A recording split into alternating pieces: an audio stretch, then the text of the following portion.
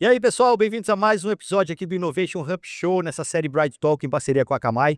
Vocês acompanharam aí os últimos episódios, né? A gente falou bastante sobre várias indústrias e como tecnologia tem virado core, quase aí, né, de vários negócios. Não seria core, né, Fernando? Mas virou quase um assunto bem importante aí para ser Ah, com trabalhado. certeza. Finalmente chegou no spotlight ali, né? Exatamente. Fernando Certo, Field CTO Latam da Akamai, mais uma vez com a gente. Passou Obrigado. 2 episódios fora aí, mas foi muito bem representado aí pelo Leandro. Valeu, Leandro, pela parceria. Fizemos 2 mesas aí muito voltadas para a saúde. Desculpa, a saúde é essa agora. A gente fez uma de mercado financeiro e uma de varejo. E é muito legal a gente ver como que as indústrias estão olhando para essas tecnologias, como que elas estão utilizando isso no dia a dia, principalmente trazendo benefícios para negócios, né? Com certeza. E agora uma mesa de saúde. O que você tem visto de legal aí da saúde dos clientes que você tem passeado Cara, por aí? uma coisa interessante que eu acho, especialmente na área de inovação, é que tá todo mundo tentando o ganho de produtividade, né? A realidade é que a demanda que a gente tem hoje em dia em termos de experiência do usuário, seja lá qual usuário for, né? Que tipo de usuário, tá todo mundo tentando investir para que essa experiência seja a melhor possível, né? E aí acaba que, claro, um cara de segurança como eu, para mim, eu começo a ver onde é que estão as falhas, né? Onde é que estão os cracks aí, né? Que a gente fala por onde é que está vazando informação. E uma coisa interessantíssima é a comunalidade de tecnologia hoje em dia, né? Que é o stack de tecnologia que qualquer empresa usa, é praticamente o mesmo, né? Então, os problemas que a gente vê de segurança que são relacionados à higiene em termos de tecnologia são os mesmos, né? Independente do setor. Então é legal ver essa discussão, porque acho que a gente aprende bastante os casos específicos, né? De cada um dos setores que a gente está separando aí. Acaba virando uma conversa bem bacana, né? E aqui a gente tem uma questão específica, né, desse setor que é muito regulamentado, né, tem muita segurança para poder mexer, não dá para ser uma Não, startup, né? as informações, né, são muito mais do que alguém saber o número da tua conta, É, o teu é. telefone, o teu endereço. Cara, são coisas que são extremamente pessoais, né? Então vamos apresentar a turma. Na ponta da mesa ali, do seu lado ali, a gente tem o Douglas Penha, que é gerente de desenvolvimento de negócios e soluções digitais da Roche Diagnóstica. Prazer ter você aqui com a gente. Prazer é todo meu. O Thiago Damasceno, que é diretor-geral do Hospital Santa Paula. Também prazer, Thiago. Muito prazer. Falando aqui do lado, o Evandro Félix, que é gerente de inovação do Sabará Hospital Infantil. Também muito bem-vindo. Obrigado, prazer estar aqui. E o Guilherme Berardo, CEO da Sami Saúde. Também muito bem-vindo. Super prazer estar com vocês aqui. Obrigado. E começando por você, assim, eu acho que aqui a gente tem empresas que têm níveis de maturidade diferentes, que têm momentos diferentes aí da jornada de transformação digital, enfim, de evolução da tecnologia, mas no seu caso você é AI native, né, no final das contas. E eu sei que você gosta da tecnologia, então você provoca seu time ali com relação a isso. Eu acho que do nosso lado, né, nós começamos com uma empresa, acho que nós somos digital native. E aí a gente está nessa transição para o AI native. É, então, eu acho que é menos difícil, é menos doloroso essa transição para a gente, tem sido menos dolorosa, mas eu acho que o impacto para a saúde, e aí eu escutar o comentário aqui da turma, é um impacto de inteligência artificial. E para a gente, ele é muito menos um negócio de ficção científica, de coisas completamente fora da caixa, faz muito mais de coisas que têm a ver com produtividade, a nossa operação, né, nosso operador. Então, é um negócio de muito workflow, então a gente fala workflow intenso, então todas as áreas, então a gente fala desde a área de autorização, regulação, percato, vendas, e toda. Nós somos operações clínicas, porque a gente faz duas coisas, né? Nós somos um simulador, mas a gente também posta paciente, tipo, todo o fluxo de atenção primária. Essa é uma jornada que dentro da SAMI a gente, todos esses médicos, todos os times de saúde são times internos nossos. Todo ferramental construído para esse time atuar é um ferramental todo desenvolvido dentro de casa. Então, a inteligência artificial, principalmente nos últimos 2 anos, tem tido um impacto profundamente relevante para a gente. E eu acho que vão ter muito mais impactos assim no futuro. Muito breve, é uma tecnologia que ela evolui muito rápido. Então, é uma experiência muito divertida, mas eu posso falar por horas aqui, eu vou pausar aqui, depois a gente volta um pouco.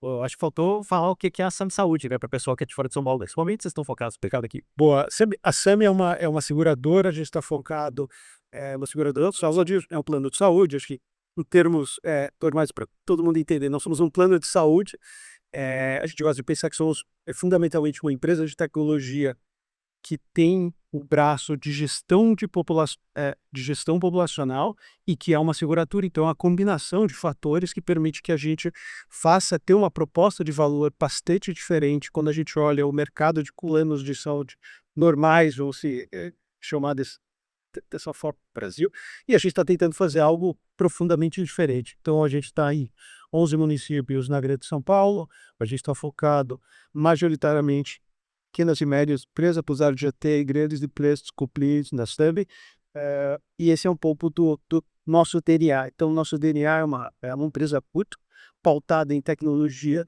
e gestão de saúde populacional, porque a gente acredita que a tecnologia tem o poder de manter as pessoas saudáveis nos locais onde elas estão e coordenar a saúde de forma sustentável para que elas permaneçam saudáveis o maior tempo da jornada da vida delas, e quando elas precisarem de cuidado, elas vão para o lugar certo, na hora certa, com a informação certa. Então é um pouco do que a gente está fazendo lá na SAM. Só complementando umas coisas que eu acho muito legais de vocês. Vocês têm corpo clínico próprio, telesaúde, que ajuda bastante também, né? E o cara te atende quase como se fosse o médico da família, digamos assim. Desafoga o SUS. Tem um monte de questão aí que a gente ainda vai abordar. E falando um pouquinho de Sabará Hospital Infantil, um hospital super tradicional também de São Paulo, né? Quantos anos? Mais de 60 anos já. E você, cuidando dessa parte de inovação do Sabará, como que você tem olhado para esse ponto? Eu acho que é bastante interessante a gente trazer um pouco do contexto. O Sabará, nesses 60 anos, ele sempre foi um hospital inovador, né? Porque foi o primeiro hospital exclusivamente pediátrico na cidade de São Paulo e uma referência, né, nacional nisso. E dentro do hospital, ao longo desses 60 anos, muitas inovações do ponto de vista de serviços voltado para a pediatria aconteceu primeiro ali, né? Mas dentro de uma estrutura de escritório de inovação é muito recente, tem 2 anos e meio só. E esse escritório tem o objetivo justamente de fomentar e alavancar a inovação frente a todos esses desafios que já foram colocados aqui, que o mercado de saúde enfrenta. E aí eu acho que é uma coisa bastante interessante, né? A gente pega uma empresa que é nativa digital e você pega uma empresa que é analógica na sua essência e que nos últimos anos também vem passando por uma transformação digital.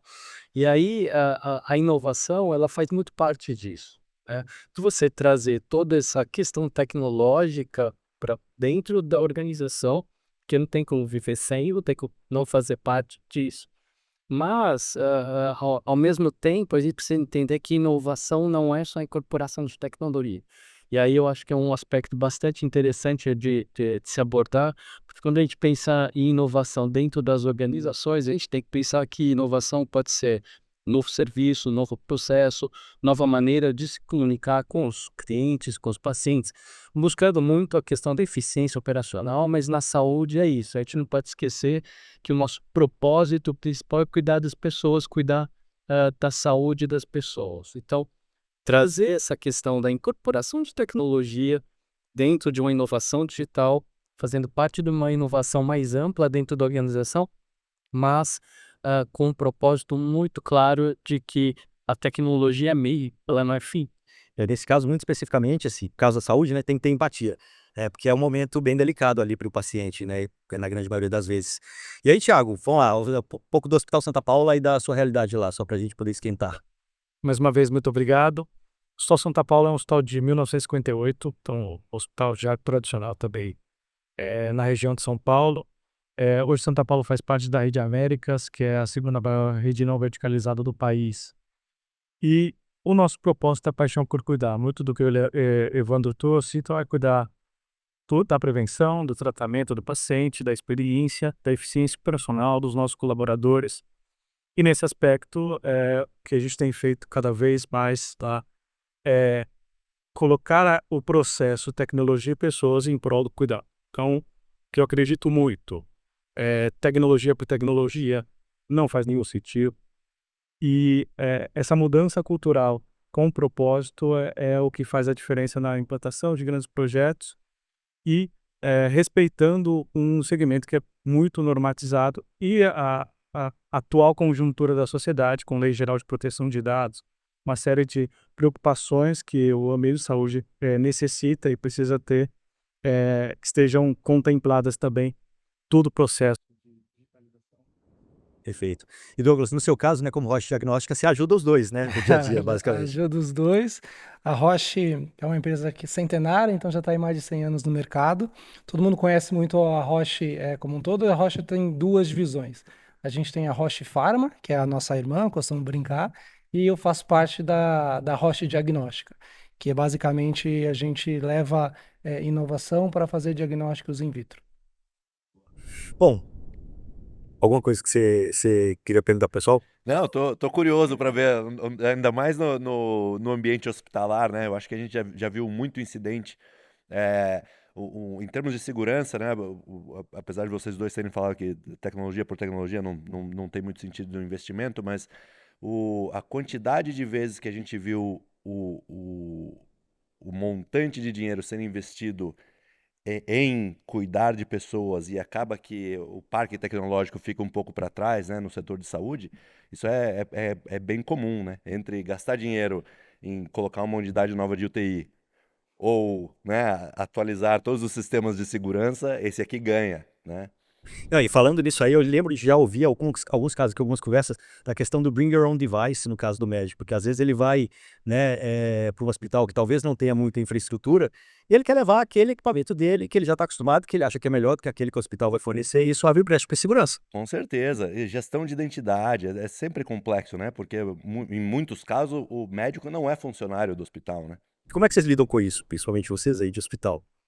Existe ainda essa conversa, essa preocupação do bring your own device no caso do médico? Tem, claro. Existe de tudo, né? Desde o médico que quer trazer o seu próprio device ou quer acessar isso da sua casa sem nenhuma segurança, por exemplo. Então, as informações dos pacientes muitas vezes são passadas por aplicativos de mensagem. Essa é uma outra questão. Então, existem situações das mais diversas, mas eu acho que a grande questão é que a gente tem que ver tecnologia ao mesmo tempo que a gente precisa entender que a tecnologia tem que ter um propósito. É que nem quando a gente fala de inovação, né? Eu sou professor da FGV e eu falo que inovação tem que estar voltada para a estratégia da organização. Senão a inovação não vai acontecer. Então, você precisa ter um propósito muito claro dentro da missão, dos objetivos estratégicos da organização. E a tecnologia, sendo um meio, ela tem que ser entendida como um investimento para alcançar esses objetivos também. Não é colocar só na caixinha de custo, mas você precisa entender, como o Thiago falou, exatamente qual é o propósito, qual é o objetivo daquela tecnologia. E dentro dessa incorporação da tecnologia, e aí não é só para médico, a gente acabou falando muito de médico, mas isso é para qualquer profissional de saúde. E a gente também tem que entender que qualquer profissional que atue no segmento da saúde, ele é um profissional de saúde. O pessoal da TI também é um profissional de saúde, porque o certeza, trabalho dele lá vai impactar muitas vezes diretamente no cuidado assistencial, seja na disponibilização da informação para continuidade do cuidado, né? Ter acesso às informações relevantes no tempo certo, no momento certo. Então, todo mundo, no final das contas, é um profissional que está voltado ali com o propósito de melhorar a saúde das pessoas. Ou às vezes é o paciente que manda o exame Também, pelo WhatsApp também. e pronto, colocou o dado dele Com na certeza. rede. Uma foto íntima. Também. Mas eu acho que a grande questão é que assim, a gente não tem que ver tecnologia exclusivamente com custo. Claro que tudo tem seu custo, mas dentro daquilo que você se propõe do ponto de vista a investir, tecnologia ela tem que ter uma aplicabilidade clara dentro do negócio e, claro, falando das questões de LGPD, de privacidade, a gente não tem hoje como não deixar de atuar preventivamente nisso, sabendo que em algum momento, né, a gente recebe ataques o tempo todo, mas se a gente não estiver preparado para isso, o risco de negócio e para o paciente é muito grande. Tem casos no mundo onde pacientes morreram após ataques cibernéticos. E Léo, como é que você pensa em inovação dentro da SUP? Porque no seu caso eu acho que você esticou um pouquinho mais a corda. Eu acho que a gente trata um pouco diferente. É um pedaço nativo. E acho que faz parte, né? E é natural, né? Acho que cada empresa tem o seu momento ali. Companhias têm todo mundo- momentos diferentes. Então, assim, é muito diferente uma companhia que nasceu.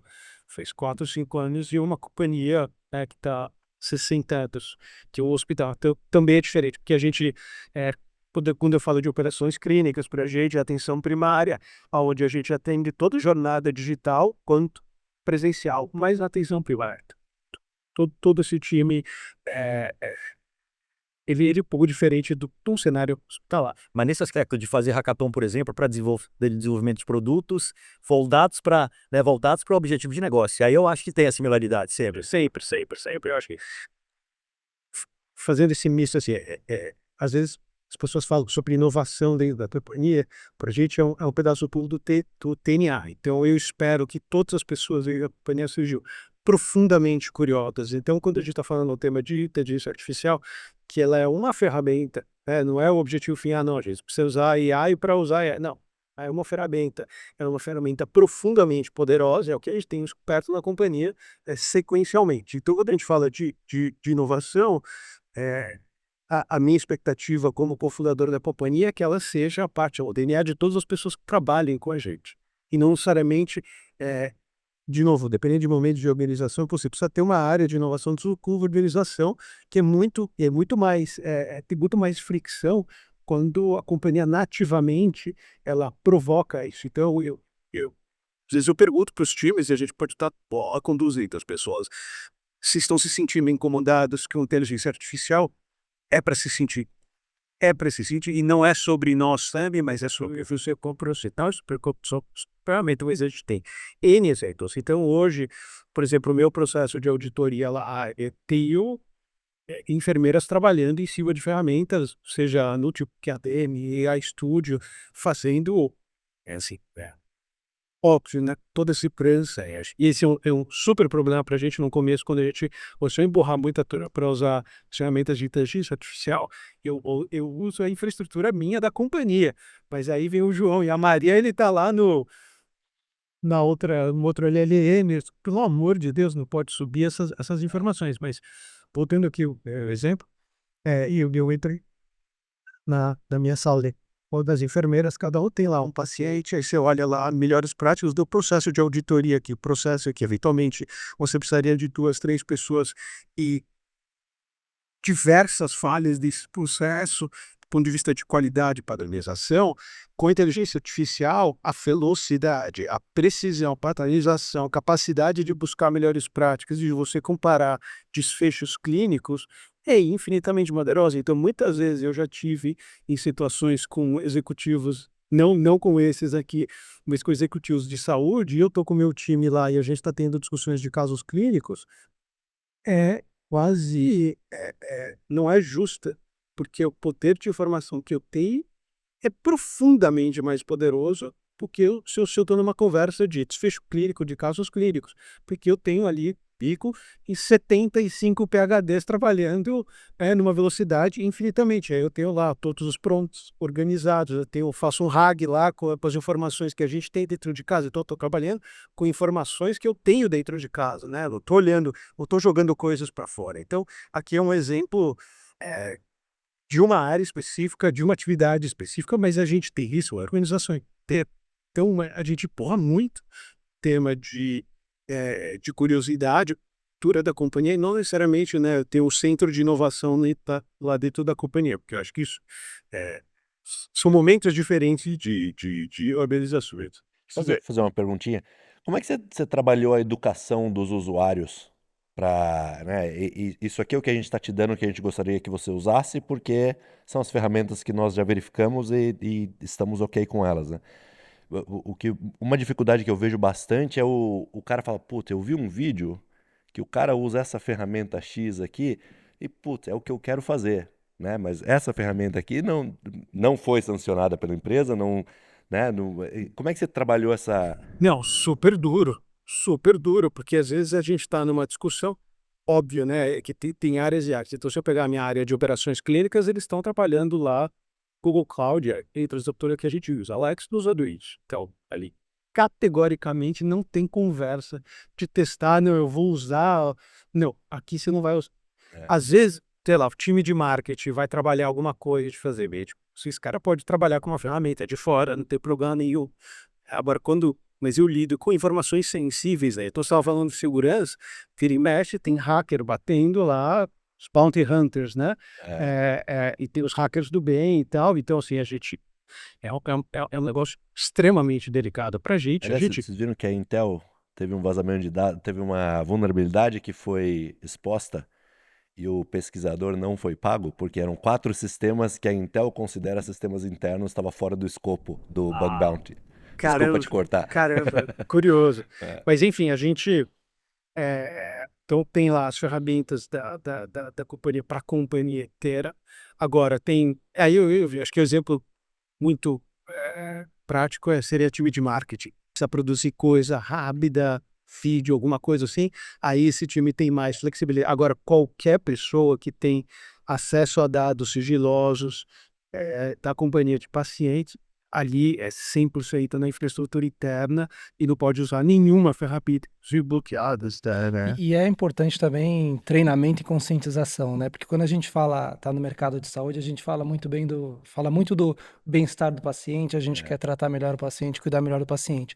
Mas quando a gente fala isso, parece que é muito genérico, né? Então, eu gosto sempre de pensar quem que é o paciente? O paciente sou eu. O paciente é meu filho, o paciente é minha mãe. Então, quando a gente cria essa cultura e tem esse entendimento que o paciente pode ser alguém próximo de você, ajuda bastante a gente disseminar essa cultura de Tem um garantir pouquinho mais alguma de segurança. empatia Exatamente. na mensagem, né? Exato, ajuda bastante. Não, e trazendo até esse ponto, né, a gente como paciente, Thiago, você resolveu um problema lá, e voltando também, conectando com o ponto de que inovação não precisa ser a invenção da roda, né, precisa ser lançamento de foguete. Você resolveu um problema que a gente vive no dia a dia. Você vai num laboratório, você vai no hospital, aí você faz o autoatendimento. Só que o autoatendimento é para você pegar a senha para você poder ser atendido por alguém. Aí você foi além. Exato. Dentro desse escopo que a gente conversou, antes até disso, time de segurança da informação, jurídico, entra nesse escopo para validar e fomentar como um parceiro de implantação. Mas uma discussão que eu tive com um time, o desafio sempre é cultural, alguém que vai pedir uma comida no restaurante que tem um totem, ele não pede o hambúrguer no totem e ele é obrigado a passar do balcão para pedir a sua bebida. Então, por que eu tenho que gerar uma experiência para esse paciente? Já abriu o autoatendimento, mas ele tem que passar num balcão para assinar alguns documentos. Metade do É autoatendimento. metade da experiência. Então, dentro dessa linha de propósito, olhando a experiência, a gente implantou no mês passado um autoatendimento em que a gente faz a jornada ponta a ponta. A gente conseguiu, já de largar nas 2 primeiras semanas, 55% de todos os atendimentos já serem resolvidos com essa tecnologia. Agora, em agosto, a gente já atingiu um indicador de 67%, que prova, né, que foi assertivo e que a sociedade ela já está preparada para desvio tecnológico. Eu acho que é muito isso também, né? Se você tem uma experiência legal numa outra indústria, você quer que aquela experiência seja igual na sua também. Então, por isso que eu acho muito legal essas mesas aqui também. A gente olhar para o lado, né, ver outra, e a saúde é mais difícil, né? Só, acho que eu complementando o que o Thiago falou e voltando para a pergunta que o Fernando fez, eu acho que é interessante, assim, né?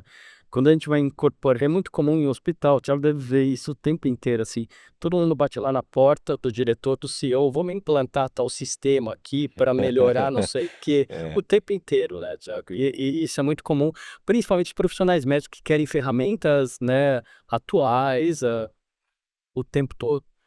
Mas uma coisa que eu acho que é muito interessante, atualmente lá, e o escritório de inovação lá tem esse papel de filtrar e trazer método e processo para isso. Então, nenhuma empresa é contratada do ponto de vista de corporação de tecnologia sem passar pelo pessoal da infraestrutura, pessoal da segurança, sem passar pelo DPO, por exemplo, para fazer toda a análise de terceiros.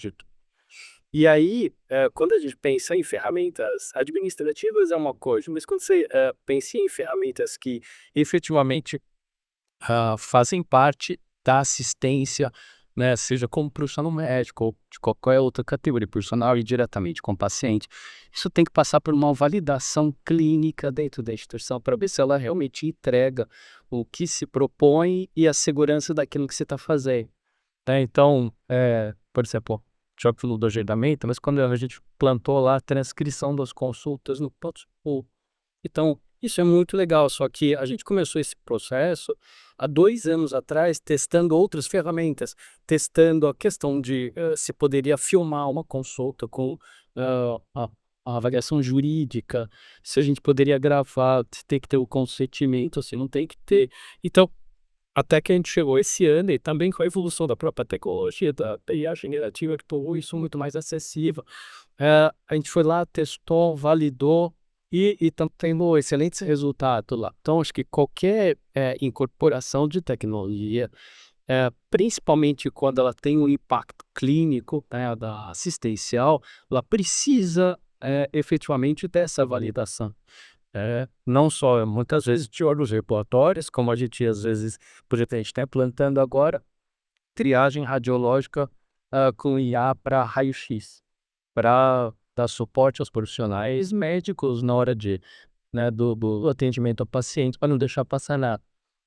Precisa Isso é ter IA analisando a IA, imagem ou a interpretação do IA técnico? analisando a imagem. Ah, legal. Então, isso como suporte ao profissional, ao médico, na tomada de decisão. E não só isso também, eu já vi casos de imagens serem analisadas por IA e de repente um ecocardiograma, por exemplo, ela furar a fila do laudo, porque aquilo ali tá meio estranho. Então passa na frente e você ganha tempo.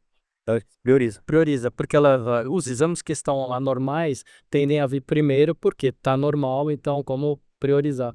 Mas isso é fundamental. Tá? Se a gente pensa em ferramentas clínicas, ter esse tipo de validação, e isso é uma das coisas que, como foi dito, acho que a grande questão é a seguinte: cada instituição precisa de uma estrutura diferente para provocar a inovação. Acho que a cultura da inovação ela é fundamental e a gente fica instigando isso o tempo todo. Capacitação dos profissionais, né, treinamento, para eles entenderem o que é inovação e que eles podem ser inovadores. Né? Então, depois a gente pode falar mais sobre isso, mas eu acho que de projetos, mas é fundamental que a gente tenha claro que qualquer inovação aplicada à área da saúde, estou falando de processos administrativos, áreas de apoio, mas o Hospital Sabará é um hospital de altíssima complexidade.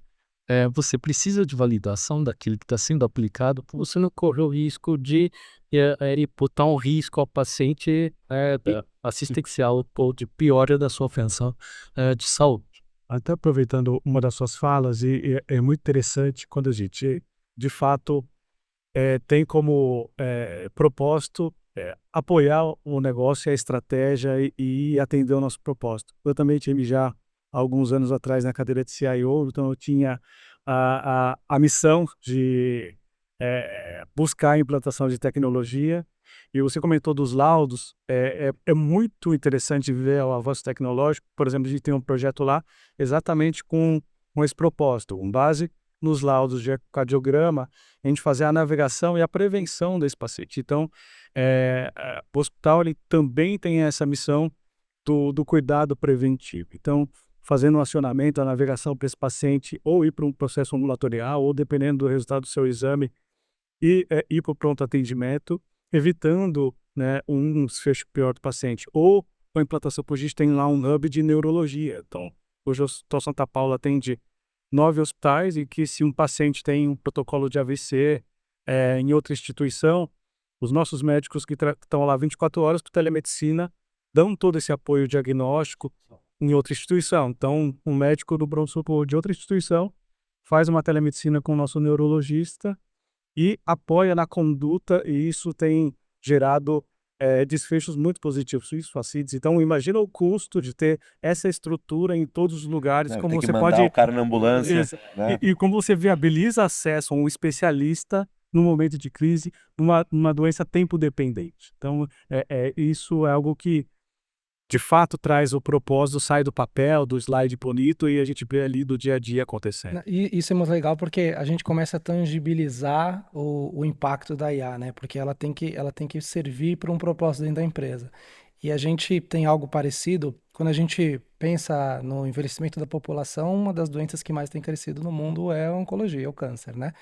E quando a gente pensa nesse mercado, a gente tem uma escassez muito grande de patologistas no Brasil. Então, a OMS ela preconiza aproximadamente de 5 a 6 patologistas para cada 100 mil habitantes, e o Brasil tem menos de 2. Então, a gente tem uma escassez e a gente entende que IA pode ajudar muito com isso. Dentro desse mercado de patologia, a gente já tem cases com alguns parceiros nossos que a gente conseguiu diminuir o tempo do diagnóstico de um câncer de mama, por exemplo, de uma média de 1 hora para 30 segundos. E são alguns diagnósticos que há alguns anos atrás a gente estaria falando talvez de semanas, né? Então, quanto que essa escalabilidade é possível e quanto que eu consigo levar esse diagnóstico de qualidade com especialistas para um país como o Brasil, que tem uma escala continental. Então, IA vem para trazer essa escalabilidade e ajudar nesse acesso e redução de custo. E já me contaram também que o cara do laudo também, né? O médico laudo, que lauda também tá em falta no mercado. O radiologista também, também é um profissional que está em falta, muito por IA, mas eu costumo dizer que eu não acredito que IA vá substituir o profissional de saúde, mas o profissional de saúde que usa IA vai exato, pelo contrário, ele substituir, tem vai falta. substituir, Tem falta Isso é uma pra coisa analisar. vai interessante, substituir né? o Porque profissional que não utiliza. eu acho que o que vai acabar acontecendo é o olho humano, às vezes, pode deixar de ver alguma coisa que a segunda vez você olhar, fala, puta, como é que eu não vi isso, né? Exato. E eu acho que ter essa decisão inicial de, viu, você tem que prestar mais atenção nisso aqui ou isso aqui tá ok, né? Exato, Eu acho exato. que isso já faz uma baita diferença, né? Que entra De muito no que ele velocidade. comentou no começo, que ele acha um pouco injusto às vezes nas discussões, porque ele tem 75 PhDs do lado dele. Mas o conceito é exatamente esse. Então, como que eu vou trazer esses 75 PhDs do lado do médico para uma melhor tomada de decisão? Que vai ser uma melhor tomada de decisão pro paciente. Então, a gente vai diminuir o tempo diagnóstico para reduzir o tempo de tratamento, reduzir o custo desse tratamento e melhorar a qualidade de vida desse paciente. Porque eu estou tratando melhor, estou tratando correto, estou reduzindo a quantidade de medicamentos para esse paciente, qual a qualidade de vida que esse paciente vai ter a longo prazo. E muito se fala desses desafios de tecnologia, mas a gente tem muito Shadow IT. Uma pesquisa do ano passado revelou que 17% dos profissionais da saúde já usam no dia a dia, de alguma forma, IA generativa para apoio na tomada de decisão. Baseado nisso que eu fiz aquela pergunta Então, inicial. já é uma realidade. Então, é o nosso dever também estar alinhado com a rotina dos nossos pacientes, os nossos colaboradores que já têm adesão tecnológica nativa. A gente está lidando com um dos desafios do Brasil, é o envelhecimento populacional. A gente tem uma nova geração de profissionais e de pacientes que têm a adesão e tem um nativo à tecnologia.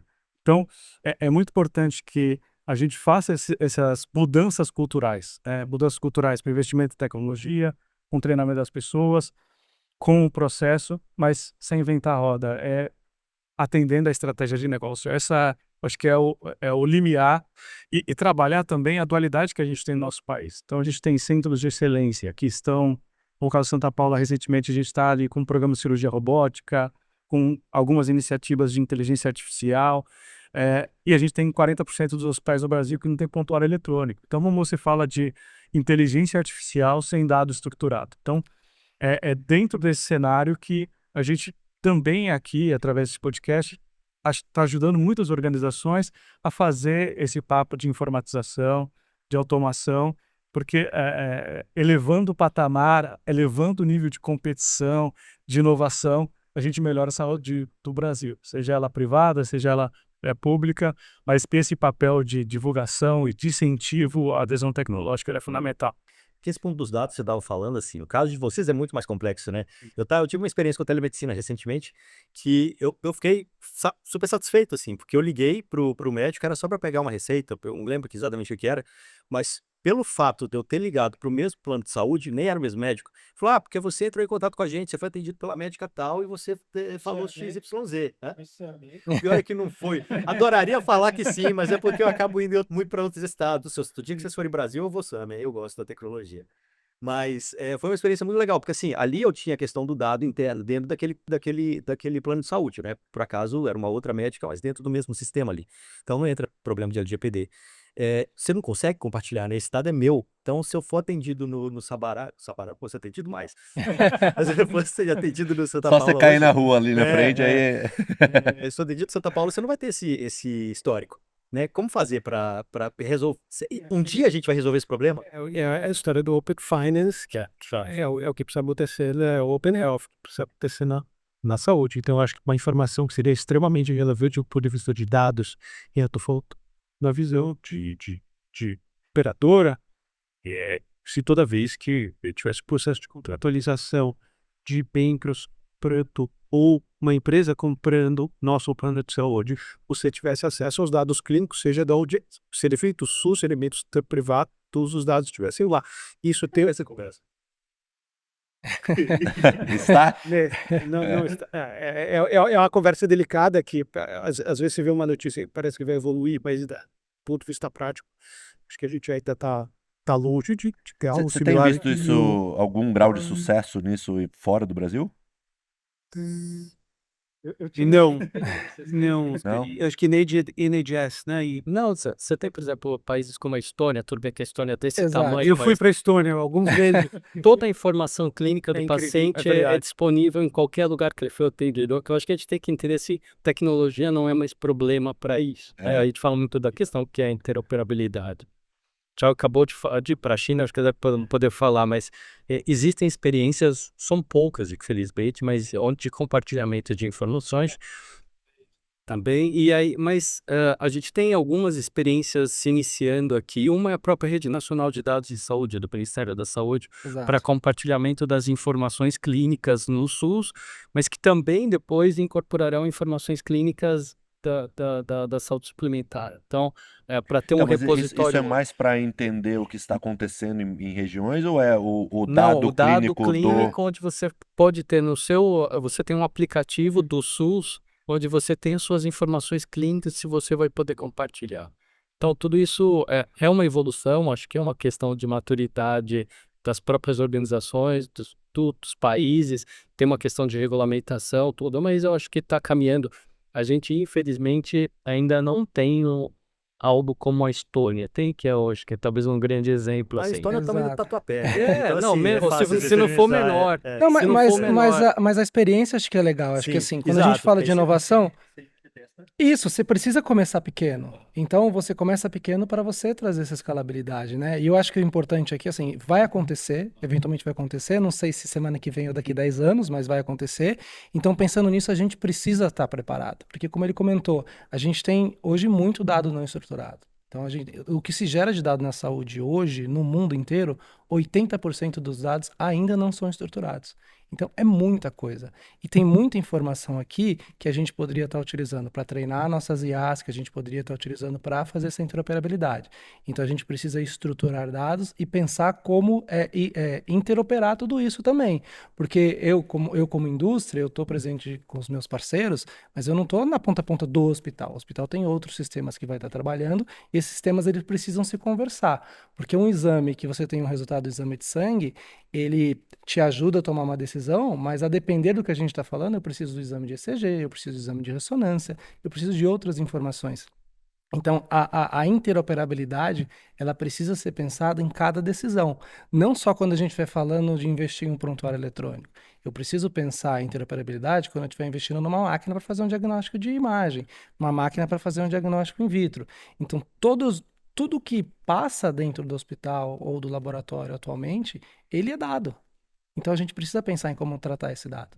Nós falamos da Estônia, mas eu tive a oportunidade agora em 2025 fazer uma visita em algumas cidades da China e ver isso acontecendo um gigante.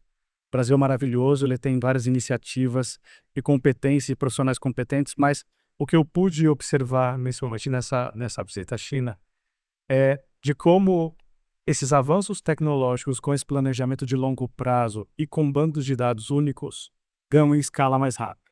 Seja no cotidiano, em pedir uma bebida e ela chegar por drone, ou ver de fato, ou andar em carros autônomos na rua. Então, a tecnologia e inteligência artificial sendo incorporada na sociedade, o farol sendo ajustado com base no trânsito daquele local, ou nos hospitais em que nós visitamos, com inteligência artificial para a imagem, como a gente comentou aqui, mas principalmente todo o processo de autoatendimento e reconhecimento facial, a jornada mais fluida para conseguir lidar com uma população tão grande como uma base de dados unificada, ela facilita escalar a adesão da tecnologia. É lógico que a gente está falando de um outro contexto que tem uma recomendação governamental, mas acho que o que a gente tem que falar aqui cada vez mais é alinhar incentivos, alinhar essa discussão para que no sistema de saúde privado a gente consiga evoluir e, no final do dia, eu como paciente, nossos filhos, nossos pais,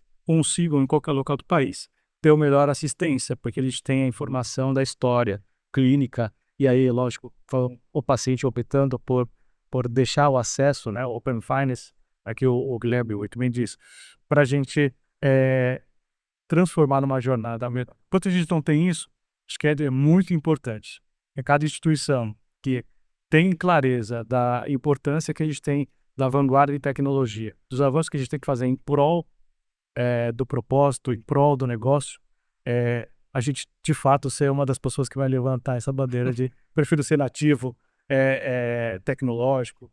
Eu realmente estou aqui nas iniciativas de tecnologia, eu tenho projetos que ajudam o paciente.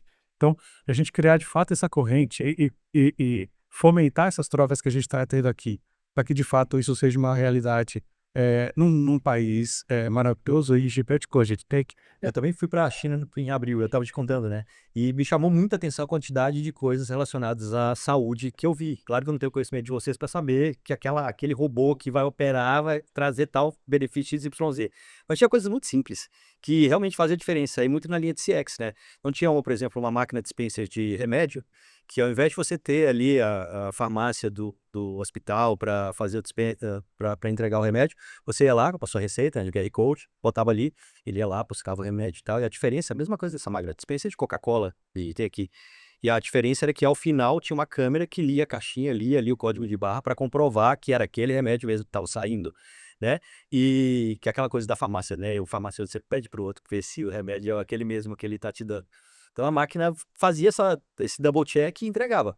Isso é algo que pode estar aqui, sabe? Não é nenhuma coisa de outro mundo. É a máquina de Coca-Cola que a gente tem na esquina. Então tinha muita coisa nesse sentido que eu acho que é legal a gente se inspirar, que eu vi lá. Tinha o capacete que eu estava até te contando, né, Evandro? Que a gente estava tentando fazer a engenharia reversa do capacete. Era um capacete que custava $80 e era para detectar AVC. Então, hoje, AVC, você deu AVC em casa, passa mal, até chegar ao SAMU, até você ir para o hospital, até você ser atendido, você perdeu ali momentos que podem te causar um dano irreversível pro resto da vida. Ali, a ideia era que você tivesse um desse em cada uma das unidades do SAMU, custa $80. E aí, se você tem a suspeita, você coloca aquele capacete em 8 minutos, ele te dá o resultado.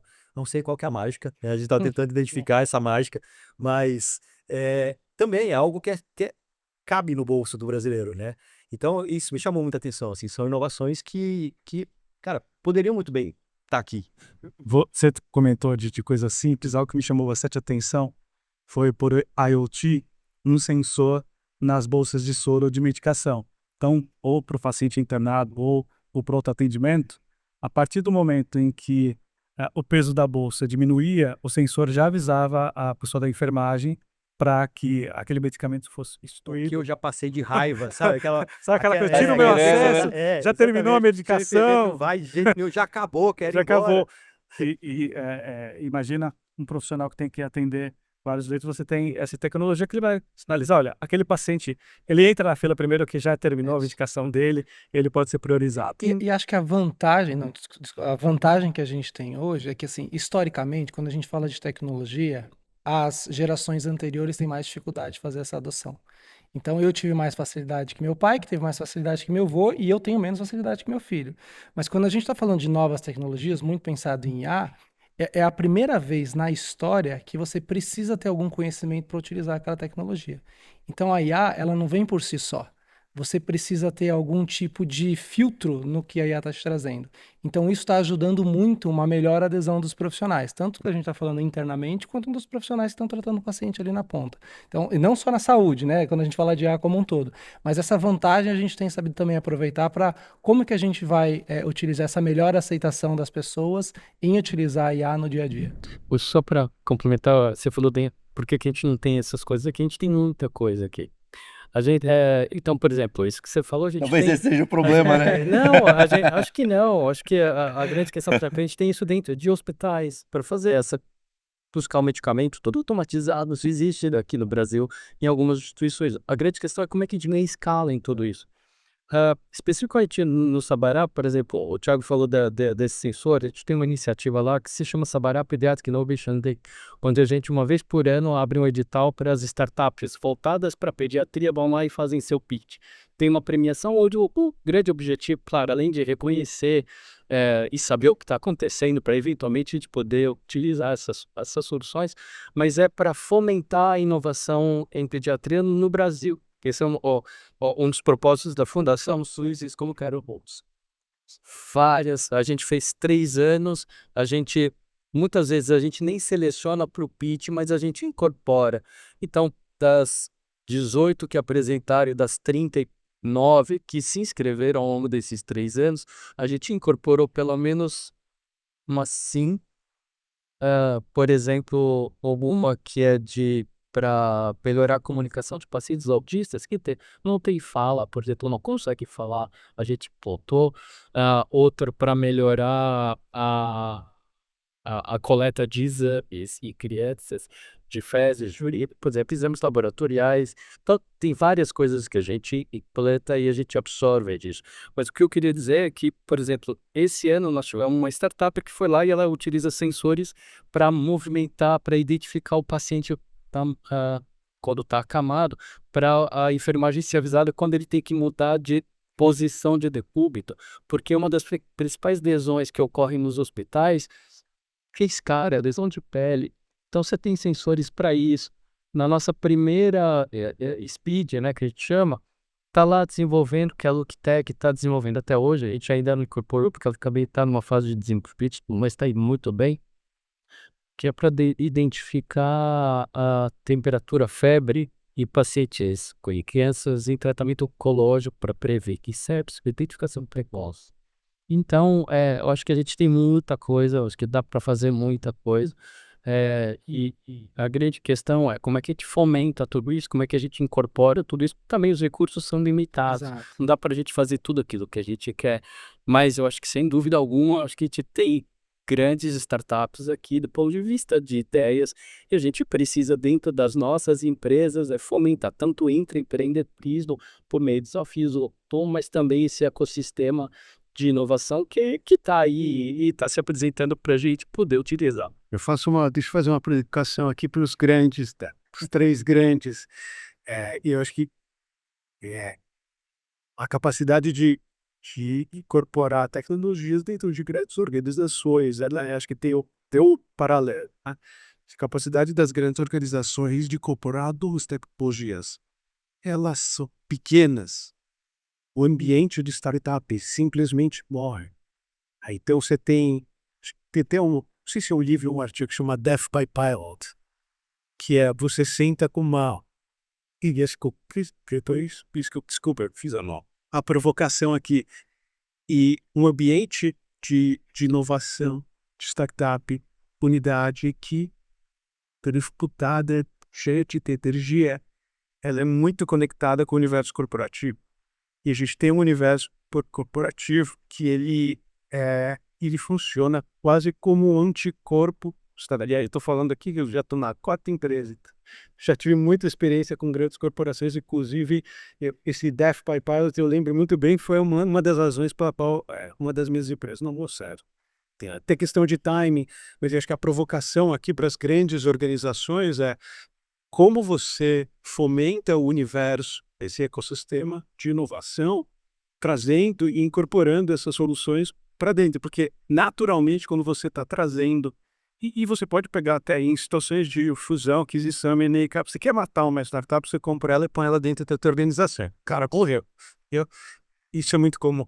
Então, e a provocação que eu faço aqui para os 3 das grandes organizações isso é absolutamente crítico para fomentar a inovação e o impacto nas suas próprias organizações. Ter o ambiente e o pipeline ali para você trazer os caras e assim, você vai olhar 100 soluções, 98 não dá certo. Você tem que estar olhando ali o tempo inteiro e trazendo esses caras para dentro para provocar a organização. Só para você ter uma ideia, além dessas 39 que se inscreveram no Speed, isso, a gente tem métrica tudo, fez parte do apoio da nossa escritório. Nós conversamos com mais de 80 startups de 2 anos. E nós temos ali pelo menos umas 10 startups com soluções. Tá? Deixa eu complementar com o ponto também, assim, que eu concordo com isso, mas eu acho que tem muito a ver também com o perfil. Eu sou esse cara também, como vocês. Deu 5, 6 anos em algum lugar, eu já tô querendo sair fora. Eu tenho 5 filhos espalhados pelo mundo de produtos. E assim, na hora que eu vejo. Não, eu ouço muito assim, o pessoal do G4 que fala isso, pro Nardon. Tem pessoas que nasceram para levar algo do 0 ao 1, do 1 ao 10, e outras do 10 ao 100, do 100 ao 1000. Eu paro no 10 e fico feliz, porque para mim esse é o momento, é tirar a coisa do zero, que para mim me dá tesão, sabe?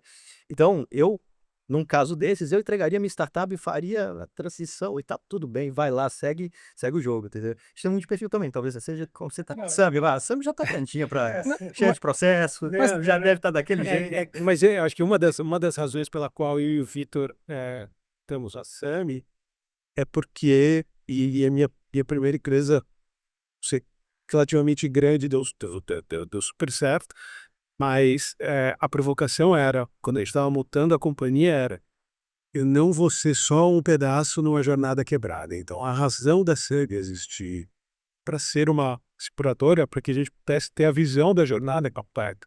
Então, quando a gente fala muito quando eu falei de saúde populacional, é para, se eu sou uma solução de jornada, é que nossa visão, uma jornada muito quebrada, disfuncional, como você está com os players de saúde aqui. Brasil, muito do argumento é falta de sustentabilidade financeira do setor por completo, e a gente entende que nosso setor ali, o setor hospitalocêntrico, tem uma frase muito pertinente que eu atendei para o Hospital de Nova York, que ele fala o seguinte: se os nossos leitos estão cheios, nós erramos. Exato. Porque significa que está todo mundo doente. E aí, não sei se você lembra quando eu falei no começo que nós somos uma empresa de saúde populacional que é operadora também. Então, nosso objetivo é manter as pessoas saudáveis. E todas as pessoas na sua jornada, eventualmente, vão precisar do especialista, vão precisar do sabará, vão precisar do centapau.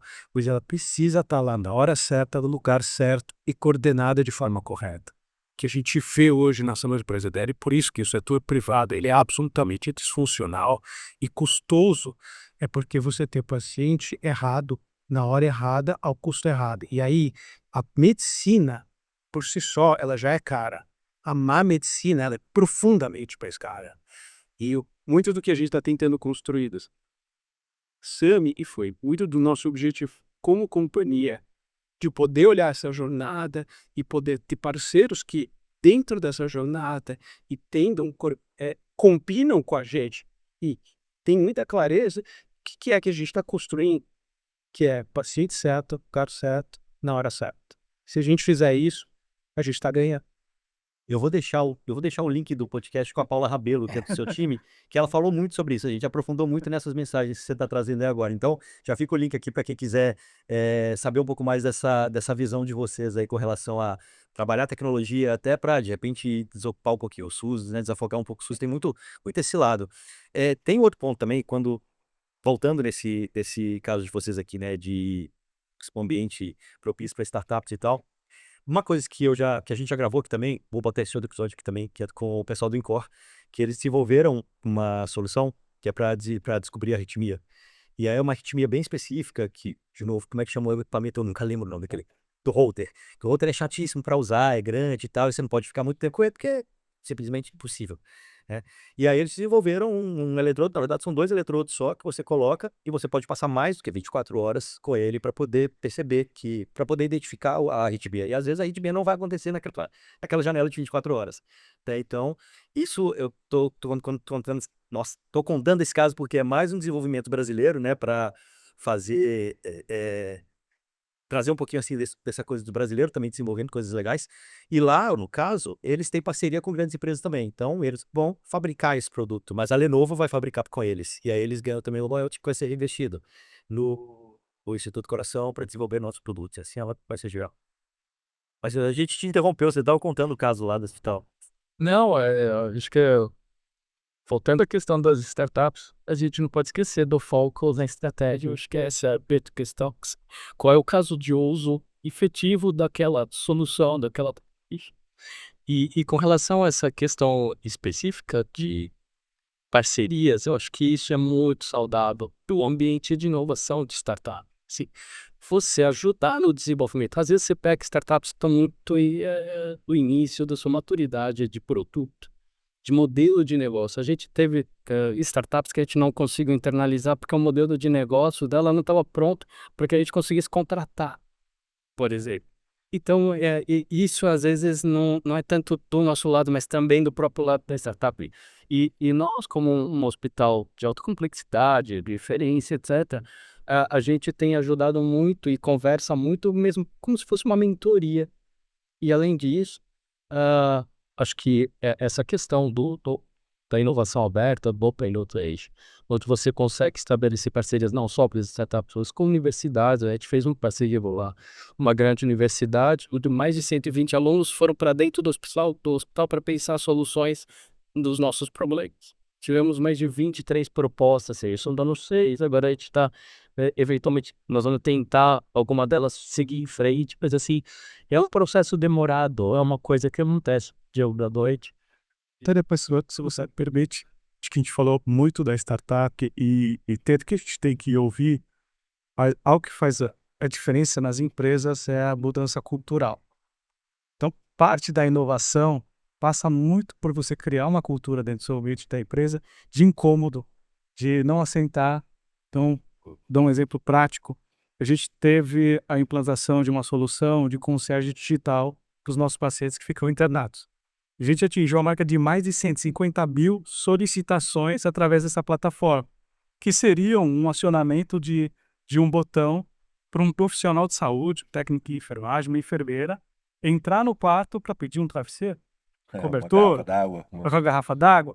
Então, e isso parte por você criar um ambiente, né, dentro da companhia de incômodo, em que as pessoas possam dar ideias, de que as pessoas possam pensar o diferente. Então, é muito importante a gente consolidar todas essas pontos, ouvir startup, buscar soluções, mas as soluções também estão dentro de casa quando você cria um ambiente, uma cultura de cômodo. Poxa, eu não aceito ter que ter uma mesa cheia de papéis para conseguir atender um paciente, para fazer o faturamento de uma conta, seja lá para qual for o processo. Mas esse incômodo e essa visão dos colaboradores ou dos parceiros que participam dessa jornada, ela é fundamental para você implantar a inovação ou uma mudança tecnológica. Então, eu entendo que elas não são distintas, elas trabalham juntas. Então, é muito importante você abrir um processo de inovação, ouvir startup, buscar ferramentas no mercado, mas é tão importante você criar uma cultura de companhia e que as pessoas se sintam confortáveis em serem incomodadas e não aceitar o status quo e propor inovações e através dela o que você conseguir fazer por outras transformações. Eu acho que tem uma coisa super importante isso que você falou, e assim, eu acho que você está aberto para o que está acontecendo. Peter Drucker falava que as organizações têm que olhar pela janela e não para os pés. Você precisa olhar para fora para entender o que está acontecendo. Mas você olhar para o ecossistema de uma maneira geral, isso faz com que os cuidadores, no nosso caso, a gente chama de cuidadores, os colaboradores também se apercebam. Se eu posso fazer isso também, isso é um problema. Porque ninguém conhece melhor o problema do que o chão de fábrica, né? De quem está ali efetivamente. E aí, só para trazer um exemplo, a gente tem uma iniciativa lá, onde tem um portal, as pessoas podem dar suas ideias. A gente vai lá, busca essas ideias, tenta desenvolver junto antes, além de ter não é bem publicatório, mas um tipo de desafio de inovação. Então, todo ano a gente tem 2 anos e meio, então nós já tivemos 2 anos, nós já tivemos desenvolvimento de IA para detecção de eventos adversos. A gente já teve lá a solução, agora recentemente ganhou de realidade virtual para treinamento, capacitação dos pais para lidar com dispositivos, claustrofobia.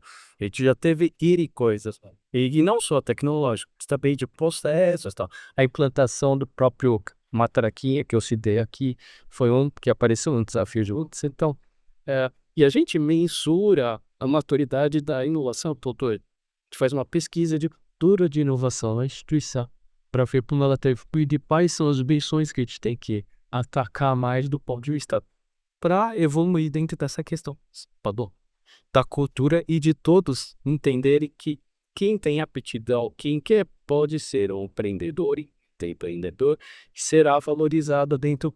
Claro, não é tudo que é aplicável, não é tudo que dá para fazer pois aquilo for pertinente do vista de negócio, para melhorar a experiência do paciente, para melhorar a eficiência operacional, o resultado da instituição, a gente vai olhar. A gente já está super estourado no tempo, mas já que você falou de hackathon, eu queria que você contasse a experiência do hackathon e dessa questão cultural também que o Thiago falou, né, que como você trabalha isso, você... A gente tem hackathons assim, são muito recorrentes. Se você para, acredito, vou fazer o hackathon, resolve o problema, mas a gente teve um que foi muito legal, que agora a gente fez 2 vezes.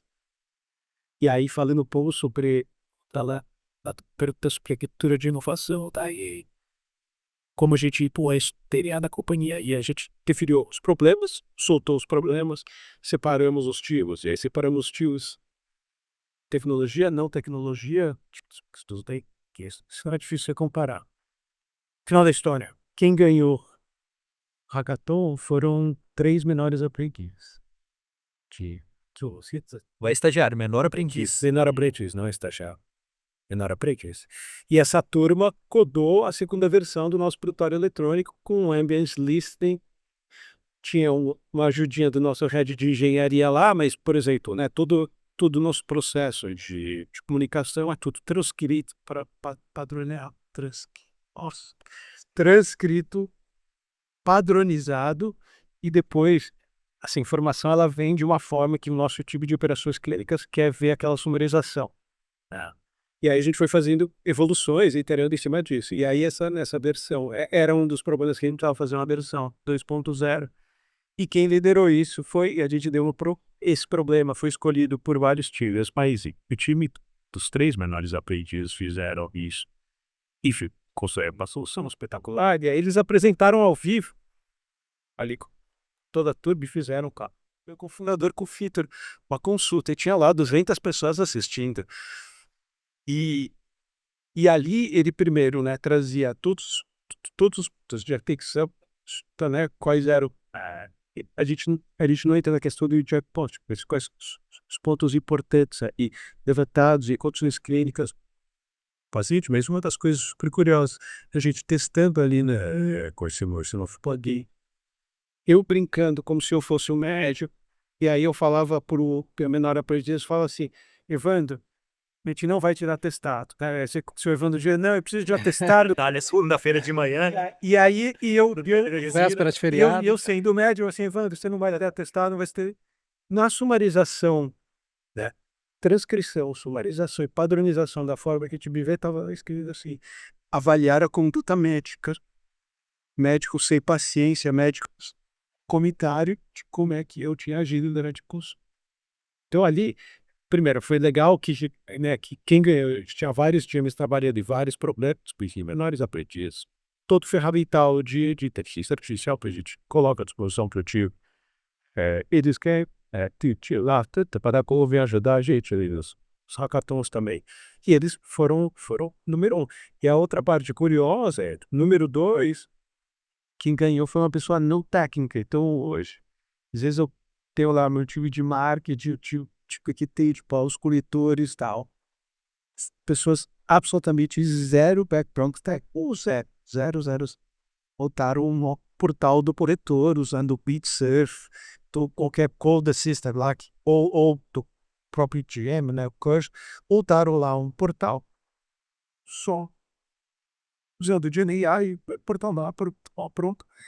Não pronto para produção, mas ele já era um protótipo, MVP ele era um MVP em funcionamento, entendeu? Óbvio, tem que conectar com todos os nossos sistemas, mas assim, só de ver a turma, né, a gente pegou e a gente foi classificando, né, a área super técnica, né, e bem do caminho, e a turma no técnica, e o mais legal era de porque a gente foi muitas pessoas, isso aqui está disponível, você consegue fazer um negócio sozinho, vai lá e faz. Então esse último hackathon foi muito legal, e foi muito legal ver a molecada ali se divertindo e ganhando na frente de Mas todo acho que mundo. a gente como indústria consegue ajudar muito isso, porque assim, a gente vê muita ideia boa.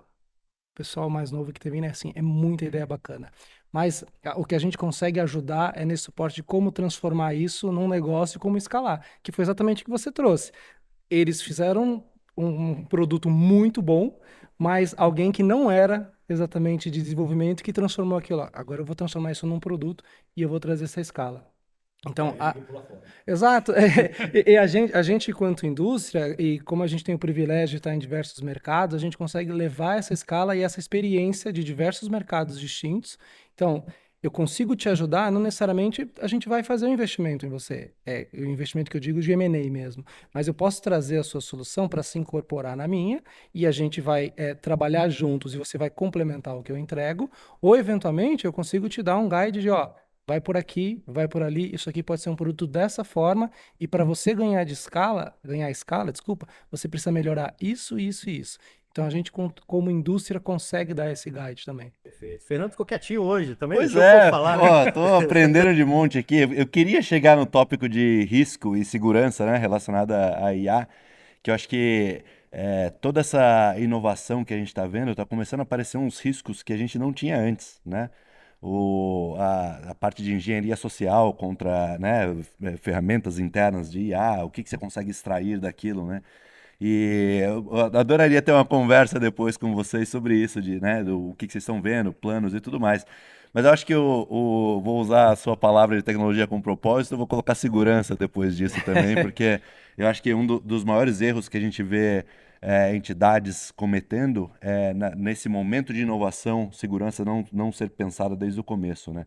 Eu acho que no setor de vocês, eu acho que o risco pro cliente de vocês, o cliente final, é muito grande, né? Eu podia ir longe aqui, dados e buscar novas curas Se e... deixar, é uma certeza. semana Vai longe. conversando. Aí pronto, com aí a gente certeza. chama o próximo aí pra Roche principalmente, né? Que acho que deve ter muita coisa pra falar nesse sentido. Bastante. Bom, pessoal, ficamos por aqui hoje. Piquetinho de todo mundo, como sempre, tá aqui na descrição. Eu falei também do episódio lá com a Paula Rabelo para entender um pouquinho mais ali da parte de CX aí, de tudo de legal que vocês estão fazendo ali na Sami. Já fica aqui de lado também.